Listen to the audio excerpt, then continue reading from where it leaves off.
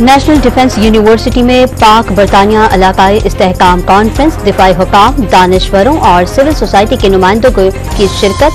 Army chief general Syed Asim Munir نے conference سے کلیدی خطاب کیا۔ پیٹرولیم مصنوعات کی قیمتوں میں کمی، آئندہ 15 روز کے لیے پیٹرول 5 روپے 45 پیسے فی لیٹر سستا، نئی قیمت 288 روپے 49 پیسے لیٹر ہو گئی۔ ہائی سپیڈ ڈیزل فی لیٹر 8 روپے 42 پیسے سستا، قیمت 281 روپے 96 پیسے فی لیٹر ہو گئی۔ مٹی کے تیل کی قیمت میں بھی 8 روپے 74 پیسے فی لیٹر کمی۔ ایف بی آئی کا نان ٹیکس فائلرز کے خلاف بڑا اقدام، سم بلاک کرنے کا حکم دے دیا۔ پی ٹی اے سے 15 مئی تک رپورٹ طلب۔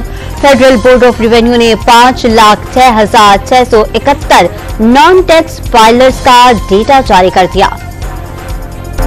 پاکستان کو آئی ایم ایف سے $1.1 ارب موصول، ترجمان اسٹیٹ بینک نے تصدیق کر دی۔ عالمی مالیاتی ادارے کے ایگزیکٹو بورڈ نے سٹینڈ بائی ارینجمنٹ کے تحت دوسرا جائزہ بھی مکمل کر لیا۔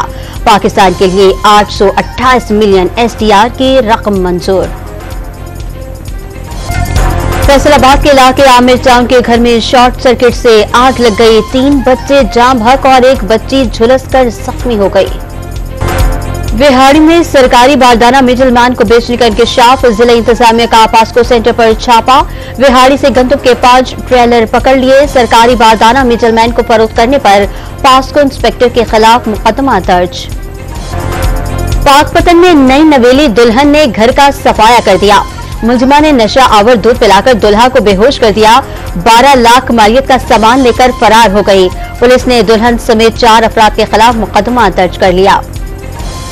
حیدرآباد میں پولیس کے 4 مبینہ مقابلے، 2 انتہائی مطلوب ڈاکو مارے گئے، 2 زخمی حالت میں گرفتار، ملزمان 14 سے زائد مقدمات میں مطلوب تھے۔